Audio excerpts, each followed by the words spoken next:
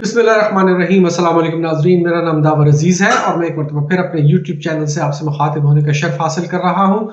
नाज़रीन, आज बात करेंगे इस व्लॉग में कि नवाज शरीफ, जिसे नवाज रिलीफ कहना ज़्यादा मुनासिब होगा, उसे एक और केस में रिलीफ मिला, अल अज़ीज़िया केस में, और उसमें भी वो बाइज्जत बेइज्जत होकर बरी हो गया है। बाइज्जत बरी होना एक चीज़ है और बेइज्जत बरी होना एक और चीज़ है। ये कैसे हुआ बेइज्जत बरी, उसकी तफसील 1 मिनट में देता हूं आपको, लेकिन इससे पहले गुजारिश करूंगा कि अगर आपने अभी तक मेरा चैनल सब्सक्राइब नहीं किया तो जरूर कर लीजिएगा।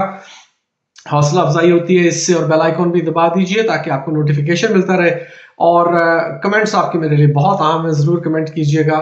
और वीडियो अगर पसंद आए, मुझसे मुत्तफिक हो तो लाइक और शेयर भी कीजिएगा। मौजू की तरफ आते हैं नाज़रीन। मैं ये कहूँगा कि नवाज शरीफ हर केस में से बेइज्जत बरी हो रहा है। आपने अक्सर सुना होगा कि बाइज्जत बरी हो गया फलाने केस में से। नवाज शरीफ, नवाज रिलीफ जिसका नया नाम होना चाहिए, हर जगह से उसे रिलीफ मिल रही है डील के तहत। जाहिर है कारोबारी आदमी है तो कारोबारी आदमी तो सिर्फ डील जानते हैं, सियासत क्या जाने, इज्जत किस चीज का नाम है वो नहीं जानते, डील करते हैं। तो नवाज शरीफ को अल अज़ीज़िया केस में भी बेइज्जत बरी कर दिया गया है। बेइज्जत बरी इसलिए हुआ कि इज्जत कोई नहीं मिली उसको इस केस में बरी होने के बाद। दुनिया जानती है, बच्चा बच्चा जानता है कि वो कैसे बरी हुआ, किस डील के तहत बरी हुआ। अगर वो सबूत पेश करता कि ये जायदादें मैंने कहाँ से बनाई, ये मिलें मैंने कहाँ से लगाई, पैसा कहाँ से आया, किस जरिए से, किस चैनल से ट्रांसफर हुआ ओवरसीज, और वहां पर मैंने क्या क्या डॉक्यूमेंट्स दिखाकर ये जायदाद खरीदी, मेरा पैसा लीगल था, ये मेरे आमदन के जराए हैं, तो हजूर ये है वो जराए हम आज तक तलाश कर रहे हैं।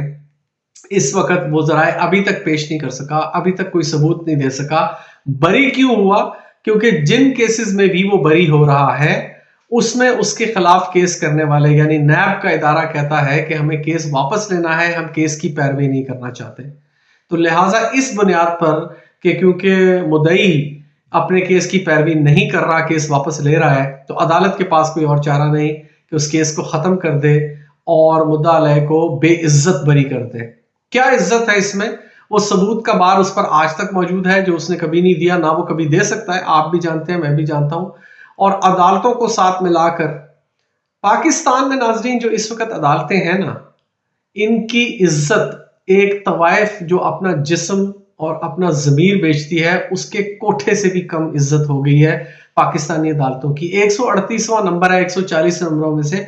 मैं हैरान हूं कि वो कौन से दो मुल्क हैं जहां की अदालतें इनसे भी बुरे काम कर रही हैं, इनसे भी ज्यादा इंसाफ का कत्लेआम कर रही हैं, कानून शिकनी आइन शिकनी कर रही हैं। इस वक्त जो पाकिस्तानी अदालतों में जो सलूक रवा रखा जा रहा है साइलिन के साथ, कि एक शख्स आता है एयरपोर्ट पे उतरने से पहले उसको तमाम इस्तकबाल के लिए तैयार होते हैं, वो इस्लामाबाद लैंड करता है 4 घंटे के अंदर, बल्कि 15 मिनट के अंदर उसके बायोमेट्रिक्स होते हैं, उसे इजाजत मिलती है सफर करने की, उसे छोड़ दिया जाता है, राहदारी जमानत दे दी जाती है, 4 दिन का टाइम दे दिया जाता है। वो शख्स जाता है, जाकर एक जलसे से खिताब करता है, मीनार पाकिस्तान जैसी मुकद्दस जगह पर अपने नापाक कदम रखता है, और उस दिन से लेके आज तक रिलीफ पे रिलीफ, रिलीफ पे रिलीफ।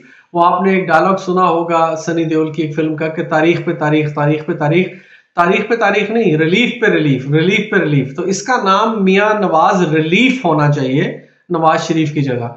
जिस तरह से पाकिस्तान की अदालतें, मैंने जैसे अर्ज किया कि तवाइफों के कोठे से भी ज्यादा घनौना किरदार अदा कर रही हैं, चाहे उनकी पुश्त पर उनके बाजू मरोड़े जा रहे हैं, चाहे उन्हें नून लीग ब्लैकमेल कर रही है, या मुक्तदरा हलकों ने उनके हाथ पांव बांधे हुए हैं और उनको धमकियां लगाई हुई हैं। पाकिस्तानी अदालतें इस वक्त सिर्फ और सिर्फ शरीफों को इंसाफ देने पर तुल गई हैं, और जब वो शरीफों को इंसाफ देने पर तुल जाए तो फिर उन्हें इंसाफ देने से कोई रोक नहीं सकता। जो किरदार chief justice Islamabad high court का आमिर फारूक अदा कर रहा है, वो तो किसी दलाल को भी जेब नहीं देता कि उसको दलाल की मिसाल दी जाए। दलालों के अंदर भी शायद कोई इज्जत होती है। इससे ज्यादा जिस किस्म के कोई काम वो कर रहे हैं जस्टिस आमिर फारूक साहब, तो मैं नहीं समझता कि उनको दलाल से भी तशबीह देनी चाहिए। दलाली करना एक, फिर भी दलाल सिर्फ तवाइफों के नहीं होते, दलाल आड़ती भी होते हैं, आड़तियों के भी होते हैं, काश्तकारों के भी होते हैं, जमींदारों के भी होते हैं, इंडस्ट्रीज के भी होते हैं, ब्रोकर्स होते हैं, एक्सचेंज में बैठे हुए ब्रोकर्स भी होते हैं, वो भी दलाल होते हैं। लेकिन जिस किस्म की दलाली इस वक्त आमिर फारूक कर रहा है, नून लीग का एक रुकन होने की उसने अपने तमाम सबूत दे दिए हैं।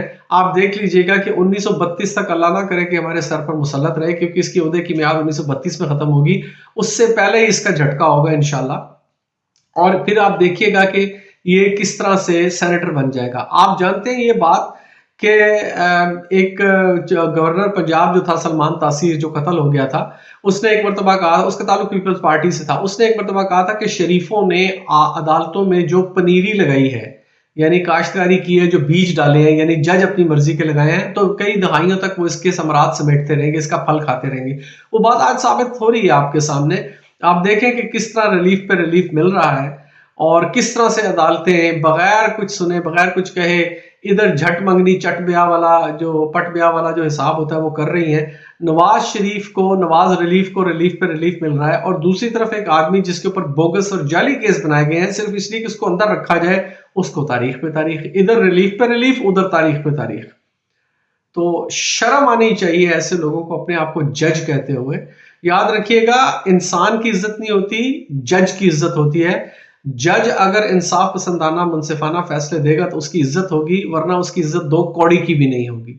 कोई तौहीन अदालत नहीं होती। क्या तौहीन अदालत है? जज खुद बैठे काले कोट पहने मिनी हिटलर्स की तरह इस वक्त फैसले कर रहे हैं। अदालतों की, कानून की और इंसाफ की और आइन की धज्जियां बखेर के तौहीन अदालत के मुर्तकिब तो वो खुद हो रहे हैं। इनके खिलाफ केसेस चलने चाहिए।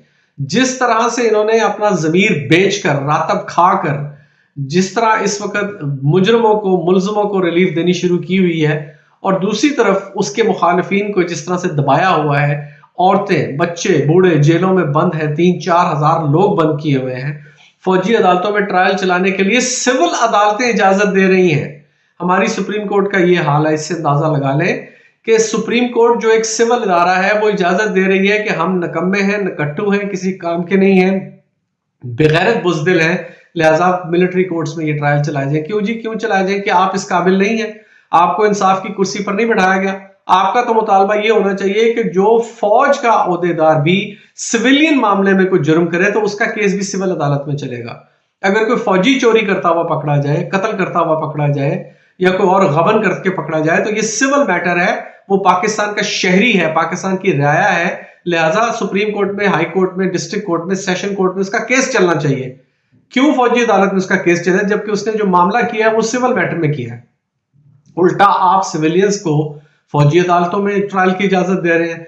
तो फिर आपके इंसाफ पर, ऐसे इंसाफ पर और ऐसा इंसाफ करने वालों पर अल्लाह की लानत, अल्लाह के तमाम फरिश्तों की लानत और तमाम लानत करने वालों की लानत पड़नी चाहिए, जो दिन दिहाड़े हमारी आंखों के सामने इंसाफ, कानून और आइन का कत्लेआम कर रहे हैं, धज्जियां बिखेर रहे हैं, गटर में बहा रहे हैं पाकिस्तान के आइन को। तो इसीलिए मैं ये कहता हूं कि नवाज शरीफ इन केसेस से बेइज्जत बरी हो रहा है। अब आपको गालिबन समझ में आ गया होगा कि मेरे इस वीलॉग के टाइटल का मकसद क्या है, बेइज्जत बरी। आप देख लेंगे, ये ज्यादा अरसा बात चलने वाली नहीं। अभी इस वक्त जो सूरत हाल चल रही है ना, तो इलेक्शन मुलतवी करने का सोचा जा रहा है। क्यों? शरीफों को तो हर केस में रिलीफ मिल रहा है, जरदारी को तो हर केस में रिलीफ मिल रहा है। उनका वाहिद मुखालिफ जिसके खिलाफ 15 पार्टियां इकट्ठी हैं वो जेल में बैठा है, लेकिन उस एक जेल में बैठे हुए बहादुर शख्स का खौफ इनको इतना है कि अभी भी ये 8 फरवरी का इलेक्शन अनाउंस करके उसके बाद इसे डिले करने की बातें कर रहे हैं। 48 घंटे के करीब मेरा ख्याल है शायद टाइम रह गया, 60 नहीं 48 से 60 घंटे के दरमियान को टाइम रह गया है कि जब इलेक्शन कमीशन को इलेक्शन का शेड्यूल देना पड़ेगा। 54 दिन का वक्त देना होता है, उसमें अब घंटे रह गए हैं, 2-2.5 दिन जिसे आप कह लें। अगर ये शेड्यूल अनाउंस नहीं करेंगे तो आप देख लेंगे कि इलेक्शन मुलतवी होगा, और इलेक्शन अगर मुलतवी हुआ तो फिर गैर मुय्यना मुद्दत के लिए मुलतवी होगा। क्यों? क्योंकि पाकिस्तान की घटिया और गंदी अदालतों से गंदा और घटिया इंसाफ देने के बावजूद शरीफों की हड्डियों में इतना गूदा नहीं है कि वो जेल में बैठे हुए एक शख्स का मुकाबला कर सके। जेल में बैठा हुआ शख्स मसला नहीं है, उस जेल में बैठे हुए शख्स के पीछे खड़ी 93% पाकिस्तान की आवाम असल मसला है। किस पैमाने पर धांधली करेंगे कि नवाज रिलीफ को चौथी मर्तबा वजारत आज़मा की कुर्सी पर बिठाएं? किस लेवल की बदमाशी करेंगे? नहीं कर सकते। मुक्तदरा हल्के भी जानते हैं, नून लीग भी जानती है, पीपल्स पार्टी भी जानती है, मुल्ला फजलुर रहमान भी जानता है, एएनपी भी जानती है, एमक्यूएम भी जानती है, बाप भी, मां भी, सब हर पार्टी जानती है कि इस मर्तबा खान को शिकस्त देना नामुमकिन है। लिहाजा मैं तो 8 फरवरी को इलेक्शन होते नहीं देख रहा। अगर हो जाए तो खान झुरलू ऐसा फिरेगा, तबाही और बर्बादी कर देगा इन सब की, इनकी नस्लें सियासी तौर पर ख़त्म कर देगा। लिहाजा मेरे ख्याल में तो इलेक्शन होने नहीं जा रहे। लेकिन बहरहाल नवाज रिलीफ को मुबारक हो कि वो एक और केस से बेइज्जत बरी हो गया है। अभी तक के लिए इतना ही। गुजारिश है एक मतलब फिर कि मेरा चैनल सब्सक्राइब कर लीजिए। अगर आपको वीडियोस पसंद आती हैं, मुत्तफिक है मुझसे, तो लाइक और शेयर भी कीजिए, बेल आइकन भी दबाइए और मुझे आपके कमेंट्स का इंतजार रहेगा। बताइएगा कि मैंने कहाँ गलती की है, कहाँ दुरुस्त किया है, लिहाजा इससे मैं अपने कंटेंट को इम्प्रूव कर सकता हूँ। आपका बहुत शुक्रिया। आप मुझे अपनी दुआ में याद रखिए। मैं आपके लिए दुआ गो हूँ। पाकिस्तान हमेशा जिंदाबाद।